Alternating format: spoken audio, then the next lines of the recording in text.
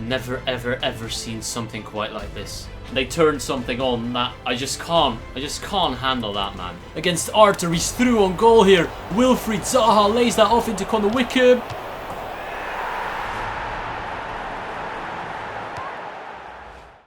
Hey guys, and welcome back to the Crystal Palace Career Mode. We're about to head straight into the action. We've got games against Swansea, West Ham in the FA Cup, and Southampton in the league as well. So 3 games that should be decent opponents. You know, they're not the worst, but they're definitely not the best. I'm expecting to pick up at least 7 points from those. Not 7 points. 2 wins and a draw from those 3 games. And I actually want to go through in the FA Cup. We'll also be entering the transfer window, which is important. There's a few rumours going around the world about who we could potentially sign, but I'm not going to talk about that just yet. I want to take a look at some statistics so far throughout the season. In the league, we are currently still 2 points behind Chelsea with a game in hand. That means if we win the game against Swansea, we go top. It's as easy as that. There's a lot on the line here. Somehow, Mark Noble is the current top scorer in the Premier League. I don't know how it happened. West Ham must have had a lot of penalties. Rooney in second, and we have to look down quite far down the list to see our first top scorer in Conor Wickham, who's on 6 goals. Looking at the assists, we're going to have Oscar up top with 7, and the first Crystal Palace player is MacArthur actually with 3. That's very respectable. Sissoko, Wickham and Zaha also on 3 assists. So the goals are kind of spread out. I like the way we're playing. We're not dependent on one player. The danger comes from everywhere, which is interesting to find out and good to know. And the fact that we do have a versatile play style with danger coming from every side, I'm not scared to rotate the team against Swansea City. Most of the players are unfit. This is only a couple of days after the last game against Bournemouth, so I have to play this team. It's completely rotational. A few youngsters in there as well. At Selhurst Park though, I'm expecting us to win the game. It's going to be quite the test for these youngsters. Some of them I haven't played before. Hopefully they can perform well. Looking for Yannick Bolasie. Well played. Bolasie has been underwhelming so far, but he slips through Cabaye, who just about couldn't make it. Ooh, Jason Punchin made a really good run there. He's been fouled from behind. Mike van der Hoorn with the foul. Free kick in a really good position though. We may be able to do something with this one. It's quite surprising. Jordan Much, the player who's playing his first game of the season, is actually the best free kick taker we have. I'm going to go for power over placement. Jordan hits one off the bar. Good effort. Jordan again, dictating the tempo. Ezekiel Friars cuts inside. He does well. Ezekiel Friars, the left back. He's still going. Ezekiel Friars blocked. Berahino making the run forward against Federico Fernandez. Berahino cutting inside, doing some good work. He's rumoured to be one of the players leaving the club. Another foul. This time it's from Kyle Norton. Swansea doing everything they can to keep us out, even if it means playing dirty and committing a few fouls here and there. But Jordan Much, we've seen his first free kick. It was a good effort. This one hits the wall. Berahino, good pace. Federico Fernandez has been burned for pace. He's still going. That is a corner. I thought for a second he got the man first. James MacArthur into Jordan Much. Much into Ledley. Ledley from range. Good effort. Just wide. We're completely dominating the first half, but we just can't score. Again, a very one-sided first half. It's similar against Everton. It's similar against Bournemouth. We dominate the opposition, not allowing them any chances. But I just know the one chance they're going to get, they're going to put Bassman down the most likely. So I need to put my shots away and be careful in the second half and be wary of what could happen. They're parking the bus. They don't want to win this game. That's very clear. They haven't had a shot all game, and they realise that they're too weak to beat us. But this is what I mean. Teams are starting to adapt to us, which makes it very hard to score goals and get wins. They're respecting us a bit too much now. Jordan Much into Jason Punchin. Punchin takes a good touch inside. Punchin still going into Yannick Bolasie. How have you missed? It's poor. It's poor that we're going to drop points like this, but it is what it is. This is what I mean. In the beginning of the season, teams underestimated us. Now they're aware of the fact of the position in the league we are currently in, and they give us the respect we deserve. Swansea, the most they could have gotten out of that game was a point by playing like that, and they succeeded in their objective, so fair play to them. They did what they had to do. They actually had one shot in the entire game, but it wasn't even dangerous enough to show you. When it comes to man of the match ratings, it's a bit tough. Jason Punchin was indeed very influential. Didn't really get that lucky break, but I guess that's down to luck and not to ability. Jason Punchin and Jordan Much for me were the most outstanding players, and even he completed the most tackles. Let's just give it to Jason Punchin.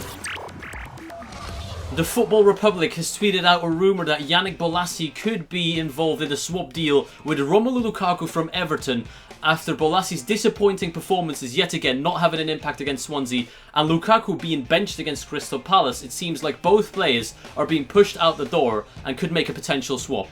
Is this rumour true from the Football Republic? You can vote in the top right hand corner of your screen. The second rumour going around is after Hugh Weezy tweeted out that Benteke is currently on his way out of Liverpool. That has been for a while, and considering the recent slump of form from both Berahino and Yannick Bolasie, it seems like there's also a swap deal possible for the Belgian striker Christian Benteke and one of the two Palace forwards. Click the eye in the top right hand corner of your screen, guys, to vote which rumour is more true, the potential swap between Benteke and a Palace player or the swap between Yannick Bolasie and Romelu Lukaku. Which one is more credible than the other? Enough with the rumours, back to the real action, and this one starting off with AS Monaco offering 23 million for Steve Mandanda. His set price is 45 million. I'm not going below that. He's a good keeper, although I feel like for his rating, he hasn't been that great. He's 85 rated, the highest rated player on the pitch, but he hasn't been the most influential. The defence and midfield against Swansea were very impressive, but we lacked some creativity to get that goal that we needed. I'm just going to use my strongest side again. The likes of Jordan Mudge, who impressed me, are going to get some more playing time, but not in the FA Cup against West Ham. This is the team I've picked. James Tompkins against his former side at Selhurst Park. Let's score some goals this time. I'm going to make it an objective to go as far as possible in the FA Cup. At the start of the season I said I'm focusing on the league completely, but I'm not just going to throw away a potential FA Cup victory. Down bottom into Bakary Sakho straight away. There's a chance here. Straight at Adriana. Should have done better with that. That's my fault. Interception by Wilfried Zaha. Dimitri Payet was caught ball watching. Wilfried Zaha turns inside. He's got the man. It's Andros Townsend. It deflected straight into Adrian again. Sakho with some space down the wing. I see Conor Wickham arriving early. It's an optimistic one. Not a bad effort. It's been a bit quiet this first half. Counter-attack is on. Conor Wickham into Wilfried Zaha, who takes a heavy touch forward. There is space here. Wilfried Zaha, ball rolls inside. Still going. Wilfried is going to shoot. Oh, what is that for a shot? That is utterly pathetic. Similar like against Swansea, I'm just making the wrong decisions in the box when shooting. I can create chances. I'm keeping the opposition out. It's just putting the ball in the back of the net that I'm struggling with. And that is why we first and foremost need a new winger and a new striker. Moussa Sissoko is going to take on Kouyaté. Another foul. It's the theme of the episode today. They're breaking our legs in an attempt to stop us from creating chances or scoring goals. This time it's Bakary Sakho. I'm not too sure what I'm going to do. I'm going to let Moussa Sissoko run over the ball and then play him through. This has to be the goal. It's Moussa Sissoko and he makes it 1-0. I should do that more often. I don't know why I keep shooting from free kicks. When you have that in the game, it's so effective. Sissoko makes the run. First time hit on his left foot. Adriana's no chance. Crystal Palace 1, West Ham 0. Good work by James Tompkins. Through to Conor Wickham. Conor Wickham is one-on-one. He doesn't have the pace anymore. Oh, Conor Wickham, I'm sorry, I like you, but I think I'm going to sign a new striker. And that's the final whistle. We win 1-0. Again, not the best performance, but we pick up the win, and that's the most important. I don't want to play extra time or a replay, whatever it is.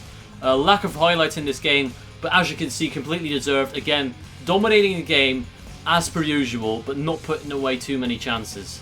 And as you can see by the stats, Sissoko did not misplace a pass or lose a dribble or anything. He played a flawless game, so Moussa Sissoko man of the match. For the final game of today's episode against Southampton, again at home. I think we've played all 3 games at home. The situation remains unchanged. Chelsea are 2 points ahead of us. We have the game in hand. If we win the game, we go top of the league again. We messed up against Swansea. We can redeem ourselves at home, but once again, the side is completely rotated due to the fact that everyone's tired. I will be bringing in some transfers. Like I said, the rumours are on the top right of your screen. Whatever option you vote for is the one we're most likely going to go for. And then after that, we can still probably make one more signing. I'm probably looking at a winger. But that's all I'm going to say about the transfers for now. This is the team for the game against Southampton at Selhurst Park for the 3rd time in today's episode. Let's go pick up the win and score more than 1 goal, please. Oh, it's snowing today. I absolutely despise the snow. I hate it. That's the weather condition in FIFA I absolutely hate the most out of anything. Jason Puncheon. Now into Yannick Bolasie. I almost said Wilfried Zaha. Don't know why. Bolasie, nice turn. Still going. Yannick turns and shoots straight at Fraser Forster. But that was good work from Yannick Bolasie. Finally, he's doing something. Alessani making a run forward. The youngster needs to take a good touch against Cedric. He's done well. Alessani still going. Alessani strikes just wide. Good effort though. Into Joe Ledley. Well played. Ledley into Friars. Friars looking... Oh, this is beautiful. Joe Ledley straight at Fraser Forster. I was surprised at how well that move worked in the snow. But we did outplay them. And once again, the shot was just too poor. If you need any more evidence that I need to sign a striker soon, and potentially a winger as well to help us out, then this is it. 3 games where we're completely dominating but failed to score. I need Christian Benteke or Romelu Lukaku up front. Jason Punchin. Look at the run. It's Jordan Much. Saved by Fraser Forster. Ezekiel Friars, the left back, doing work into Alessani, who hits it first time. Oh! That would have been one of the best goals I've scored in this career mode, and it's only because Fraser Forster is 6'7". He's a monster. Anyone else would not have saved that, I guarantee you. Probably the final chance of the game. Yannick Bolasie against Jay Rodriguez. Inside to Jason Punchin. Punchin into Berahino. We've got so many players to get past. Joe Ledley has to cut back. No options whatsoever. Joe Ledley still going. I have to pass it off. There it is. It's Jason Punchin who turns. Jason, he tried. He really tried. But once again, the lack of quality up front has cost us 2 points. What a poor display from our attackers today. Unreal. Midfield, goalkeeper, defence, all fine. But the front 3 have been utterly pathetic.